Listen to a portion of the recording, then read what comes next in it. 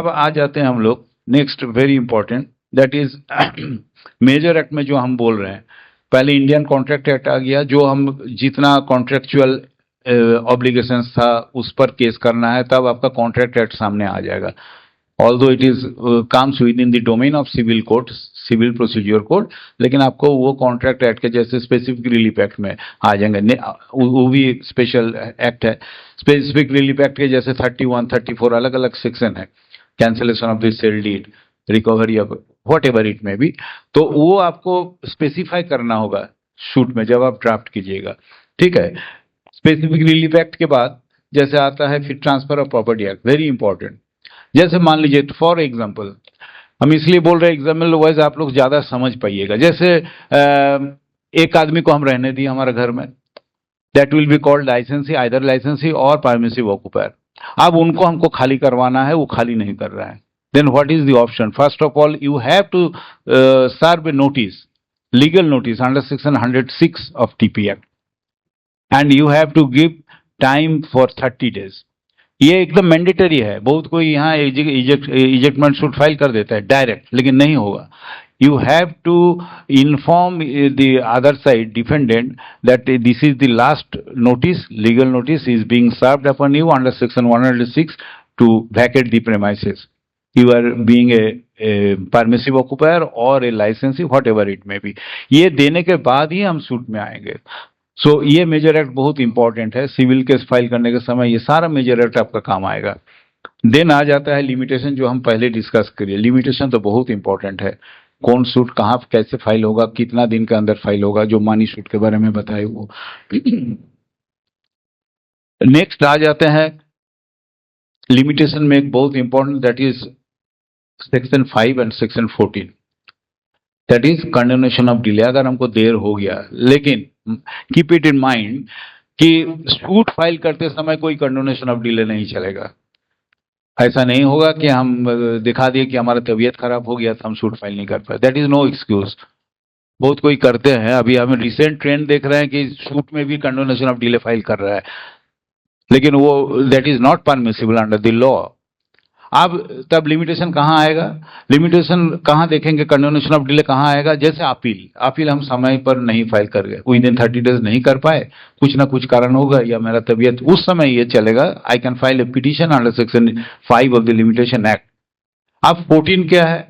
14 है क्या कि रिसेंट हम जैसे कल एक जजमेंट मेरा हुआ, उसमें क्या हुआ था कि original suit was dismissed, thereafter landlord prefer a revision before the honorable high court, that is a wrong process।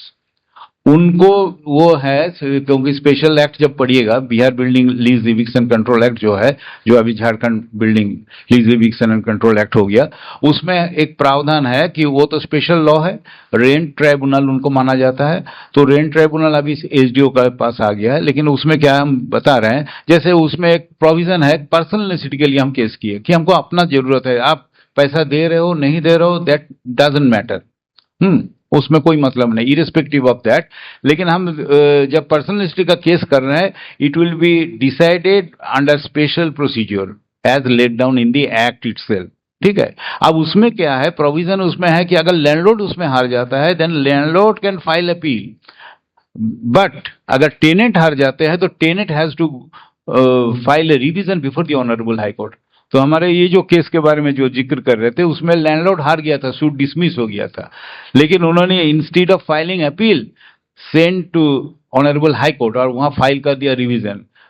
Automatically revision में वो ऑब्जर्वेशन आया हाई कोर्ट का कि high court has got no jurisdiction, you have to file an appeal before the lower appellate court. और उसमें ये जो गलती हुआ है, that comes within the purview of section 14, कि हमने गलती से चले गए, दूसरे फोरम चूज कर लिए थे, जो कि करना नहीं चाहिए था, एज पर लॉ हमको यहां आना चाहिए था, उसमें सेक्शन 14 लागू होगा। कंडोनेशन ऑफ डिले में रेड विथ सेक्शन 14 उसमें लिखेंगे। ये केस में जैसे कल उसमें जजमेंट हुआ, हाई कोर्ट में फाइल हुआ, तो फिर हाई कोर्ट रिटर्न कर दिया, हाई कोर्ट रिटर्न करने के बाद यहाँ फिर हम लोग अपील फाइल किए, दैट अपील। तो ये हो गया सेक्शन 14 का, बहुत लिमिटेड स्कोप रहता है, अक्सर तो ऐसा होता नहीं है, लेकिन condonation of delay section 5 is very important, he always play the role in all filing appeals etc etc। अब आ जाता है Indian evidence act. It is the most important act, either it is civil case or criminal case. In both the cases, Evidence Act is very important. And unless you go through it, you cannot take the proper steps, or you cannot give justice to the client. बहुत तरह का इसमें बहुत सारे हैं, एक पूरा दिन लग जाएगा। चलिए एविडेंस एक्ट अगर हम बोलेंगे, दो चार पॉइंट बहुत इंपॉर्टेंट है। जैसे कोई डॉक्यूमेंट्स हम प्रूफ करेंगे, व्हाट आर द प्रोसीजर, वो एविडेंस एक्ट में बताया है। जैसे हमारे पास एक बहुत पुराना हमारे दादाजी का कागज है तो मेरे पास, तो हम कैसे प्रूफ करेंगे? How could I proof the documents, its execution और its registration, what it it may. Be क्षेत्र में section 90 is very important evidence act का, कि हम वहां खाली कस्टडी प्रूफ करेंगे कि हमारे पास ये पिछले 30 साल से और उससे ज्यादा भी हमारे पास था, तो that will serve the purpose. चाहे वो रेंट रिसीट हो पुराना 1970 का है, तो मोर देन 30 ईयर्स हो गया, तो हमको उसको प्रूफ करने का जरूरत नहीं है। सिंपली हमको कस्टडी प्रूफ करना पड़ेगा। कोई एजेड आदमी हमारे परिवार के जो आके बोलेंगे मेरा पास ये रखा हुआ था, हम इसको फाइल किए हैं कोर्ट में। तो ये एविडेंस का ये तो एक छोटा सा नमूना दिए, ऐसा बहुत सारा है। Evidence act is very important in all purpose. Next आ जाता है रजिस्ट्रेशन एक्ट। रजिस्ट्रेशन एक्ट में क्या है कि which documents are required to be registered one. एक डॉक्यूमेंट्स ऐसा आ गया है, बीइंग अ लॉयर आपको कॉन्फ्रंट करना है डॉक्यूमेंट्स को, यानी उसको चैलेंज करना है कि नहीं ये डॉक्यूमेंट सही नहीं है। कैसे हम बोलेंगे? तो जो कंपल्सरीली रजिस्ट्रेबल है, अगर उस तरह का कोई एक कागज आता है कि रजिस्टर्ड नहीं है, अनरजिस्टर्ड है, तो you can challenge it, that can not be taken into evidence, वो एविडेंस में नहीं लाया जाएगा। जैसे यहाँ का जो रिवाज है देखिएगा, सादा हुक्मनामा एक सुने होंगे, हुक्मनामा, that is the settlement given by the ex landlord. तो उसमें क्या है, वो दो प्रकार के, एक सादा होता है यानी अनरजिस्टर्ड सिंप्लिसिटर, और दूसरा होता है रजिस्टर्ड। अब मान लीजिए कि सिंपल हमारा सादा हुक्मनामा है, ऐसा नहीं कि वो एविडेंस में आएगा, नहीं आएगा, उसका भी प्रोसेस है। तब हमको सीधा चला जाना पड़ेगा स्टाम्प एक्ट में। कोर्ट फी स्टाम्प एक्ट में सेक्शन 33 में बता रहा है कि इस तरह का अगर अनरजिस्टर्ड डॉक्यूमेंट आ गया जो कि रजिस्ट्रेबल है लेकिन हुआ नहीं, तो व्हाट आर द प्रोसेस, उसमें है सेक्शन 33 में आपको बताएगा कि आपको इंपाउंड करना होगा वो डॉक्यूमेंट्स को, यानी 10 टाइम्स उस समय जितना हमको रजिस्ट्रेशन कॉस्ट लगता है उसका 10 टाइम्स देना पड़ेगा। तब हमारा वो रेगुलर डॉक्यूमेंट्स बन गया। तो ये चीज जब तक हम एविडेंस एक्ट नहीं पढ़ेंगे, जब तक हम वही कोर्ट फी स्टाम्प एक्ट नहीं पढ़ेंगे, सूट वैल्यूएशन एक्ट नहीं पढ़ेंगे, तो हम ड्राफ्ट नहीं कर पाएंगे। हमको सारा एक साथ लेकर चलना, इट इज अ वास्ट। इसीलिए सिविल को बताया जाता है कि समुद्र जैसा है, कितनों भी हम सीख लें तो एक घड़ा पानी से ज्यादा नहीं सीखते। वो संभव नहीं है कि हम पूरा समुद्र को जान लेंगे, और जो जान गया उनका खत्म हो गया, माने स्टैग्नेशन आ गया उनका प्रैक्टिस में, और स्टैग्नेशन वो अगर कोई बोल दिया कि हम सब कुछ जान गया सिविल का, तो उसका मतलब आप उसका सीखने का कुछ नहीं बचा। तो ये इसीलिए इतना सारा एक्ट, तो before steps in the civil cases और प्रैक्टिसिंग लाइफ में आने के लिए सिविल साइड में, तो ये सारा कंसेप्चुअल कम से कम रहना चाहिए, कंसेप्चुअल नॉलेज कि कौन कब कहाँ जरूरत पड़ेगा। तो इसलिए मेजर और माइनर बोलकर अलग डिस्टिंग्विश नहीं कर सकते हैं, both are interlinked, correlated to each other. जब तक हम दोनों एक्ट नहीं पढ़ेंगे तब तक हम नहीं समझ। लेकिन प्राइम जो एक्ट है वो है एविडेंस एक्ट हो गया, आपका ट्रांसफर ऑफ प्रॉपर्टी एक्ट हो गया, लिमिटेशन हो गया, ये सीपीसी के साथ आपको रहेगा। और जब माइनर एक्ट में आएंगे, माइनर एक्ट में क्या है, जैसे हम बताए, जैसे सीएनटी एक्ट हुआ, ये सब हुआ, उस तरह का बहुत एक्ट है। उसमें माइनर एक्ट्स में अगर लिस्ट करने जाएंगे, अभी फिलहाल हम जो बता रहे हैं, जो इम्पोर्टेंट एक्ट जो कि यहाँ पर हमको केस में जरूरत होता है, जैसे Jharkhand building lease eviction and control act जो हम पहले बता दिए, वो हो गया। फिर छोटानागपुर टेनेंसी एक्ट, ये भी हम बताए कि कौन कौन केस सिविल कोर्ट में बाधित है, it is barred under the statutory law. Section 258 में है कि इस तरह का, जैसे rectification of record of rights, यानी हमारा जो हाल सर्वे अभी जैसे चल रहा था, अगर उसको रेक्टिफिकेशन चाहेंगे सिविल कोर्ट में नहीं होगा। क्यों नहीं होगा? कि उसके लिए स्पेसिफिक प्रोविजंस है, छोटानागपुर एक्ट में ही है, टेनेंसी एक्ट में, ठीक है, वो सिविल केस नहीं होगा उसमें। तो ये बार्ड है, और उसको और स्पेसिफाई कर दिया अभी झारखंड हाईकोर्ट ने। हाईकोर्ट रूल्स जो बनता है, झारखंड हाईकोर्ट रूल्स बना है, उसमें 180 रूल 182 में कर दिया कि नहीं, आप किसी तरह का रेक्टिफिकेशन का केस ला ही नहीं सकते हैं सिविल कोर्ट में। ठीक है। उसके बाद जैसे सांथल परगना टेनेंसी एक्ट जो यहाँ नहीं है, लेकिन वो almost similar to CNT act, केवल प्रोविंस चेंज हो गया। ये छोटानागपुर प्लेटो के लिए है, वो सांथल परगना का लिए है। ठीक है।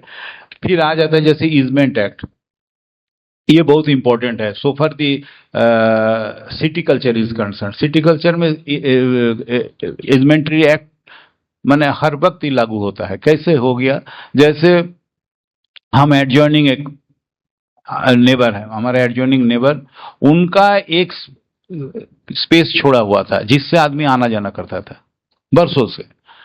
अगर उन्होंने उसको बंद करने का कोशिश करेगा, then you have got legal right to file a suit either before the SDO, वो क्रिमिनल साइड में अगर मारपीट के तौर तो वहां पे हो सकता है। पहले 133 था, अभी तो बीएनएसएस आने के बाद चेंज हो गया। और नहीं तो सिविल सूट इजमेंट्री एक्ट में। इजमेंट्री एक्ट जो है सुखाचार अधिनियम जिसको बोलते हैं, यानी ये मेरा राइट बन गया। अगर flow of water and way access to particular place और पर्टिकुलर लैंड, जैसे हमारे इस जमीन से उस जमीन जाने के लिए बीच में वही एकमात्र साधन है, हमको और कोई उपाय नहीं है, तब वो देना पड़ेगा। अगर वो शुरू से हम इस्तेमाल करते आ रहे हैं, that is easementary act, very important. उस apart from this, air and light के लिए, जैसे हमारे यहाँ बिल्डिंग खड़ा कर दिया, उधर वाला बिल्डिंग बंद कर दिया मेरा खिड़की को, तो that cannot be tolerate by law, that cannot be maintainable in the texture of the law. Legal जो है हमारा जो लॉ है उसमें बोलते हैं कि नहीं, आप इस तरह का काम नहीं कर सकते हैं।